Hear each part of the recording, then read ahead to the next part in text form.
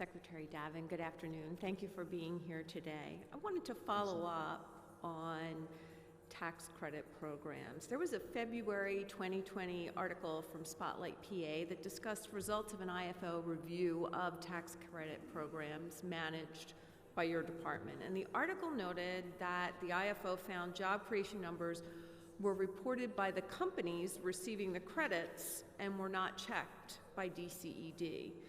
How have you addressed that problem? What I can tell you, Senator, is that we do check on that. I'm not familiar with that particular article. Again, we'll take a look at it and we'll respond back. Well, it was actually reported in the article, but it was an IFO report that made that assertion. Oh, okay. Do you remember when that was? I would have to go back and check my notes. We'll check very that out. Interested in how you've addressed that concern. Yeah, we'll check that out and get back to you. But what I can tell you, Senator, is we have folks in our department that actually work with our business development folks that, when we're making, or companies are making projections on what the jobs are. And if there is a requirement that they have to have a certain amount of jobs retained or a certain amount of jobs created, we check on that. We check on that on a yearly basis on these companies. So I'm not familiar with this again, so we'll take a look at that specific one and we'll get back to you. I would appreciate that. On a related concern on pages 2 and 3 of your current legislative budget book, overall performance measures are listed for many of your programs. And for those measures, whose numbers are not generated by DCED's own internal processes, how does DCED verify the validity and reliability of the data being reported by the recipients of those taxpayer dollars through DCED? You mean the ones that the job creation and the job retention? Well, with regard to all of your overall performance measures, there are a lot of things that are asserted. How does DCED assure that they're valid and that they're reliable? We contact the companies and we work with the companies on a consistent basis to make sure that, if there are certain requirements that they needed to comply with, that they did. So the jobs that are retained, jobs that are created, we believe are, from working with the companies, are the right ones. If companies don't do that and they were provided certain incentives, depending upon the incentive, we would do clawbacks. And we've actually clawed back about $10 million of incentives over the course of the past 6 years from different companies that didn't create the jobs that they said they were going to create, or didn't retain the jobs that they said they were going to create. Well, that's very good to know. And talking about clawbacks, turning from tax credits to grants, back in December of 2017, the Auditor General issued a report outlining concerns with DCED's awarding of a grant to Philadelphia, and the governor announced that going forward, he was directing the following actions for all state grants for special events. There's a prohibition on the payment of bonuses. All grants require that the Commonwealth is the payer of last resort.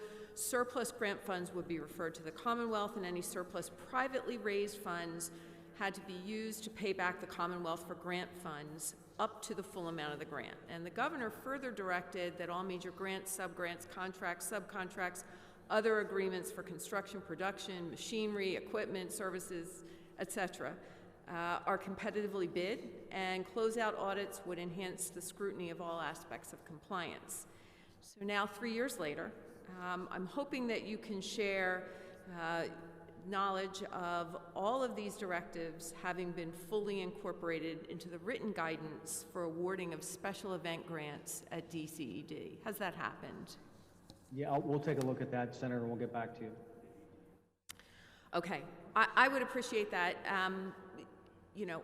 Having all special event grants been monitored to ensure the full compliance with the directives, the metrics you're using to measure DCED performance and ensuring compliance with the governor's grants governor's directives would also be appreciated. And, the governor's directive was targeted specifically to special events.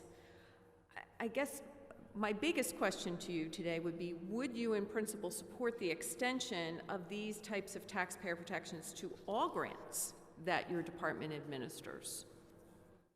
Yeah, I'd have to take a look at it again and get refreshed and talk to our folks to see. I mean, obviously, Senator, and I think you probably know something about our department. We take that very seriously. We take the fact that we want to make good investments. We want to make safe investments, and especially during the pandemic, where we had to get money out on the street quickly, so businesses could stay in business. We want to do that as sufficiently, with no fraud, no other issues, having the right checks and balances, but do it quickly.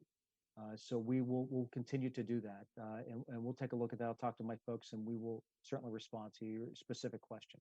I would appreciate that. As you've noted, each year your department issues grant awards totaling many hundreds of millions of taxpayer dollars to entities throughout the entire state, and I think that's really important. And finally, a question that was raised by a constituent: is there a way for a taxpayer to easily access the documentation for DCED's state-funded grants without having to resort to a right-to-know request?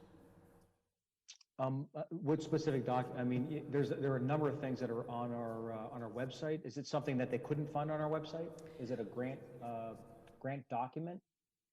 The documentation that they have to present to DCED to be awarded the grant, is that publicly accessible?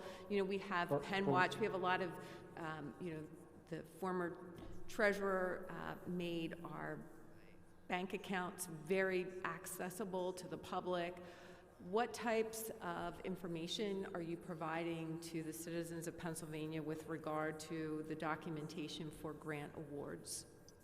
Yeah, we'll get you everything that we have, Senator, on our website. Obviously, we're trying to put as much there as possible. If you said there's a specific request, we would like to know the specific request and see if we can accommodate it easily.